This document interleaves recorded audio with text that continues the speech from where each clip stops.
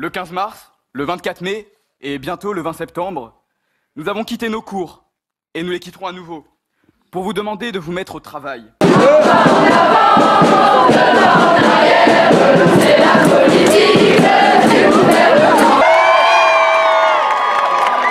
surtout, depuis le début de l'année, on a sorti 128 portraits de Macron d'Emdiri. Pourquoi l'urgence climatique et environnementale mobilise finalement plus de jeunes que l'urgence sociale et démocratique?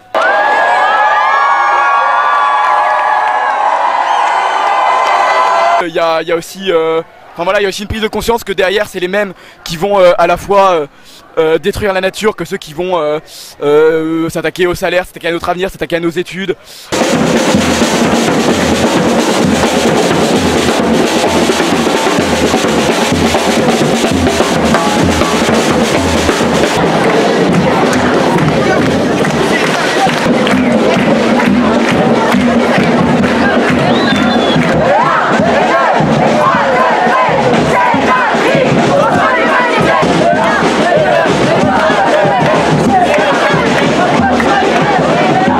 Et bon, sur le sujet du CETA, ça allait venir de toute façon, c'était évident. Moi je pense qu'on est quand même en démocratie, il y a 67 millions de personnes en France, ça serait bien de leur demander leur avis.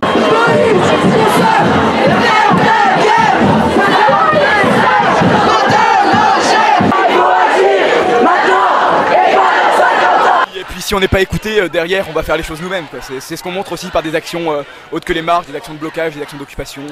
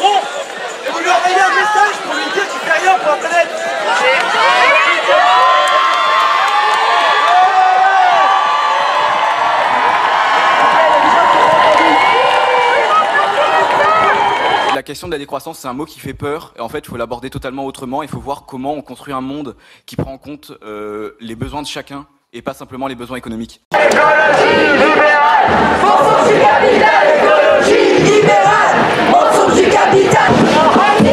Anticapitaliste, anticapitaliste, anticapitaliste.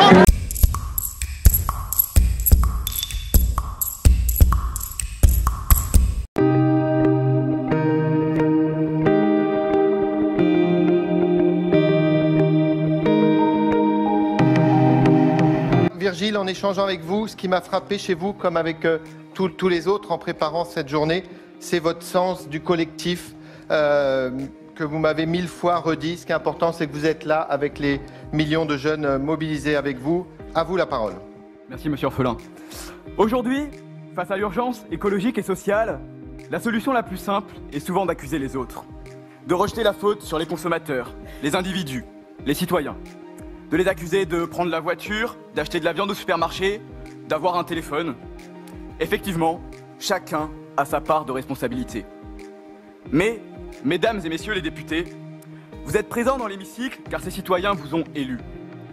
Aujourd'hui, mesdames et messieurs les députés, ce ne sont pas les citoyens mais vous qui avez le pouvoir de changer les choses, de contraindre les entreprises, les collectivités locales, les individus, à contribuer à la construction du monde que notre génération demande. Aujourd'hui, vous êtes plus que jamais face à une responsabilité, celle que vous avez acceptée en étant élu, celle de défendre les citoyens.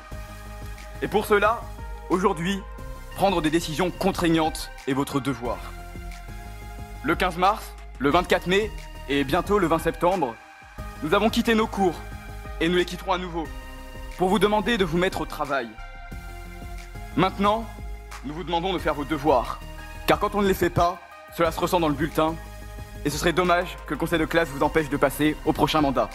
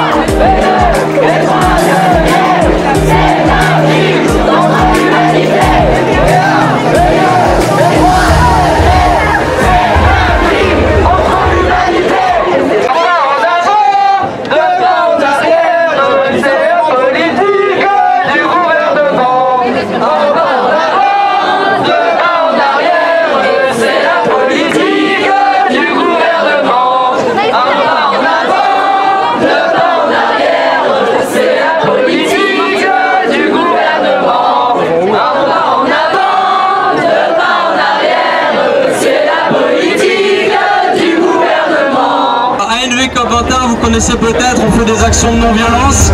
On a bloqué la défense à Paris pendant toute une journée. On a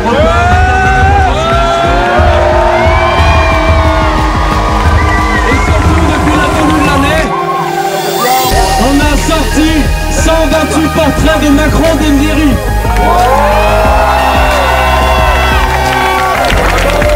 À Bordeaux, on n'a pas chômé. À Bordeaux, on en a sorti une quinzaine, je crois. Et ce qui nous a valu malheureusement d'être convoqués au tribunal. Donc le procès aura lieu le 18 octobre au tribunal de Bordeaux. Voilà. Et donc il y a un événement sur Facebook. Alors peut-être que vous êtes plus trop sur Facebook, maintenant vous êtes des générations, mais voilà, il y a un événement sur Facebook. Si vous pouvez aller voir dessus, le partager, le liker, dire que vous êtes présent ou intéressé, ça permettra de donner de la visibilité. Ce jour-là, il y aura un procès à l'intérieur du tribunal, mais en dehors du tribunal, on va organiser un procès de l'inaction climatique et sociale du gouvernement.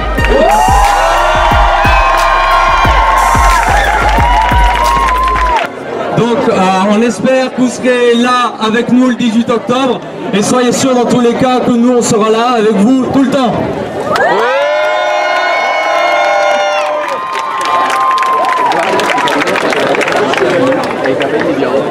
Alors la manif on va la faire partir cours de la Marne, du coup on va peut-être commencer à se mettre en place. Voilà, c'est là-bas, pour qui connaissent moins bien Bordeaux.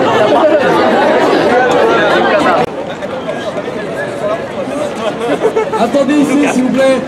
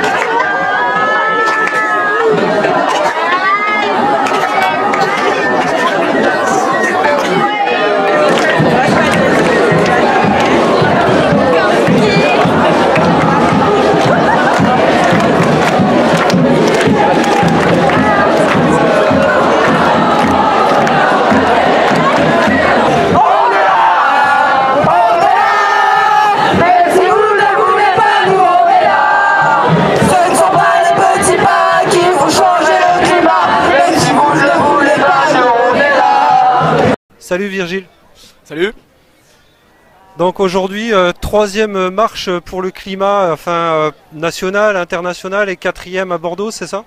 C'est exactement ça, oui, troisième marche internationale, cette fois qu'on a appelé Grève pour le futur, pour englober vraiment cette idée de convergence. On n'était plus simplement une mobilisation pour le climat, mais aussi une mobilisation sociale, démocratique, voilà, qui rassemble beaucoup plus de luttes que simplement le climat des dernières marches.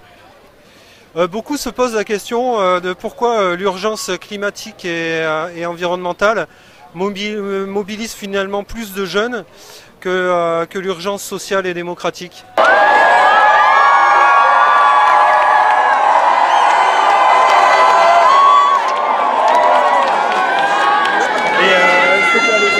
Je pense déjà qu'on est la première génération à prendre conscience que c'est son avenir qui est directement mis en jeu et que peu importe à quel niveau on se bat pour le social, si derrière il n'y a pas une lutte écologique et de défense de la nature, on n'aura plus d'environnement dans lequel continuer à avoir une société. Donc c'est un peu un combat qui englobe tous les autres, mais comme je dis, il y a aussi il y a aussi une prise de conscience que derrière c'est les mêmes qui vont à la fois détruire la nature que ceux qui vont s'attaquer au salaire, s'attaquer à notre avenir, s'attaquer à nos études. Et donc c'est pour ça que je pense que cette idée de convergence a vraiment grossi depuis le 15 mars jusqu'à aujourd'hui.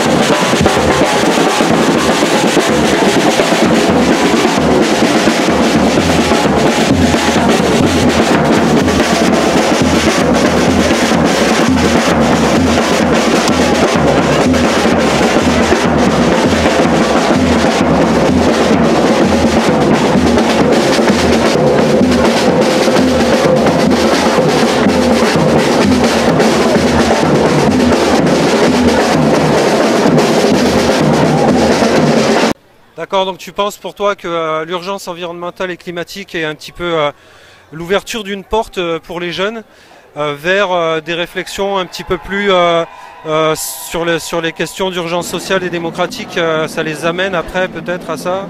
Oui, je pense que c'est quelque chose qu'on a beaucoup observé dans notre mouvement, dans toutes les villes et dans tous les jeunes à qui j'en ai parlé. C'est vraiment l'écologie, c'est la prise de conscience qu'il faut qu'on lutte pour notre avenir. Et ensuite, ça amène à voir ce qui s'est déjà fait, à voir qui sont les responsables, à voir ce qu'ils font à côté. Donc peu à peu, on réfléchit de manière beaucoup plus globale à ces rapports de causes-conséquences. Et on se rend compte que les mêmes causes ont des conséquences bien différentes et donc on se met à lutter au sujet de toutes ces conséquences. Écologie libérale, force du capital, écologie libérale, mensonge du capital, écologie libérale, mensonge du capital. Et sur le sujet du CETA, ça allait venir de toute façon, c'était évident. Moi je pense qu'on est quand même en démocratie, il y a 67 millions de personnes en France, ça serait bien de leur demander leur avis. Et je pense que c'est là le sujet. Ici, voilà, vous êtes député, vous êtes élu, vous êtes là pour construire le débat. Et peut-être que la meilleure solution encore, c'est plutôt que d'avoir ces débats où, je suis désolé, mais 80 minutes sur LCP, il n'y a pas beaucoup de Français qui vont les regarder et qui, en fait, nous on est jeunes, on a entre 16 et 20 ans en gros. On peut pas vous apporter une expertise super technique sur ce que c'est le CETA et dire ce qu'on en pense. Par contre, il y a plein de Français qui peuvent le faire. Il y a Valérie Masson-Delmotte qui a probablement une expertise meilleure que la nôtre sur le sujet. Désolé Valérie. Il y a des économistes de tous les bords, vous êtes là pour avoir ce débat et on compte sur vous surtout pour que ça soit un débat qui soit fait de manière démocratique. Et ça, c'est la demande qu'on fait en tant que jeunes. Donc voilà sur le CETA. Et 3 degrés, c'est un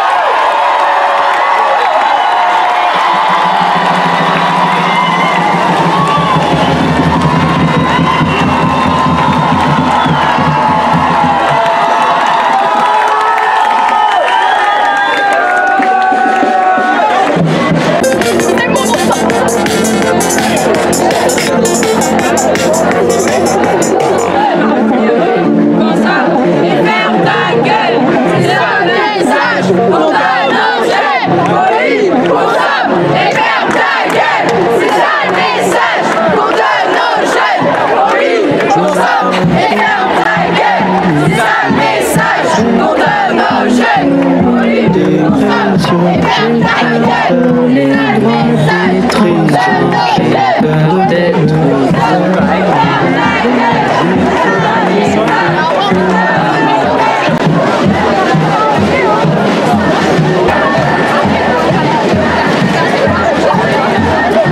Moi je pense qu'un gars ne va pas se faire chier à essayer de trouver une solution et proposer toute une solution en sortant des études.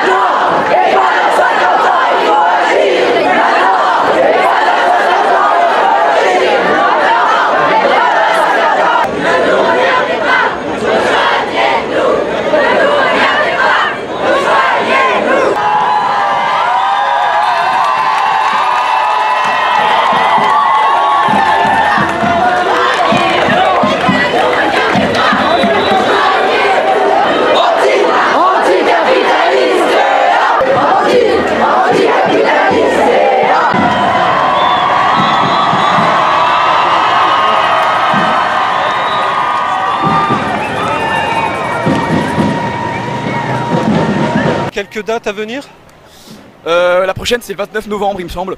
Et puis là on est toujours sur la semaine de mobilisation jusqu'au 27. Donc on va avoir demain une grosse date de mobilisation partout en France. Et puis ensuite on est en train de voir, on va faire de la sensibilisation, on va passer dans des classes en début de semaine prochaine à Bordeaux. Et puis sinon prochaine grosse marche 29 novembre pour l'instant.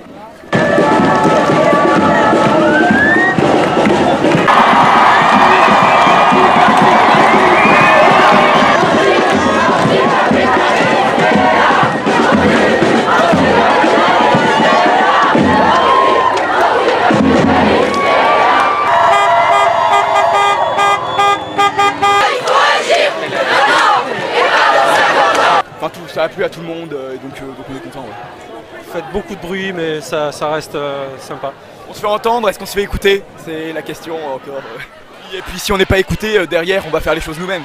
C'est ce qu'on montre aussi par des actions autres que les marches, des actions de blocage, des actions d'occupation. Voilà.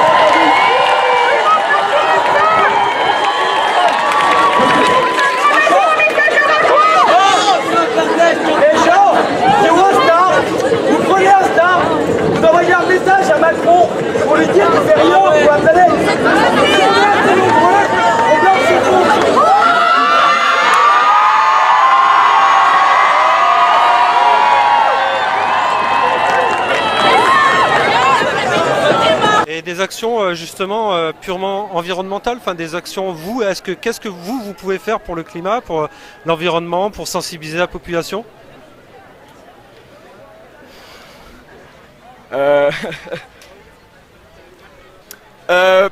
Pour moi, on commence à plus avoir le temps de sensibiliser, donc il faut sensibiliser directement par de l'action. Et on est sur de l'action, sur ces actions de... Par exemple, quand il y a eu le blocage de McDonald's, on en a profité pour sensibiliser les passants sur ce que faisait McDonald's. Et faire uniquement de la sensibilisation, donc on en fait en partie dans les lycées, etc. En montrant l'urgence de la situation et en parlant de, globalement, d'effondrement et de tous ces faits qui peuvent arriver dans les années à venir. Et quand on voit le dernier rapport de l'OCDE qui dit qu'on va probablement avoir les pires années de croissance mondiale depuis 2008, ce rapport il est sorti hier ou avant-hier, donc on sait qu'à n'importe quel moment il peut y avoir un basculement ou au moins qu'on rentre vraiment dans une dynamique d'effondrement du système. Et donc on sensibilise les gens, pas juste en leur disant il faut trier ses déchets, il faut éviter de tirer le moins possible la chasse, avoir des toilettes sèches et tout, tous ces trucs qui font un peu bobo, écolo et tout, et leur montrer que derrière en fait l'écologie c'est plus que ça, c'est vraiment une question de survie de l'humanité derrière.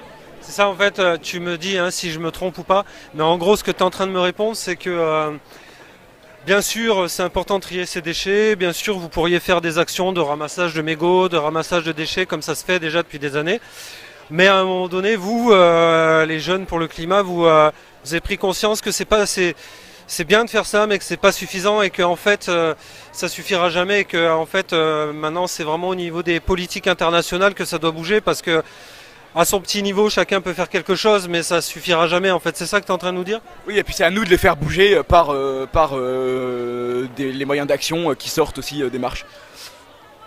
Et qui peuvent être opposés à la loi comme des blocages. Je pense que la décroissance, elle pose une question fondamentale, c'est celle des indicateurs économiques.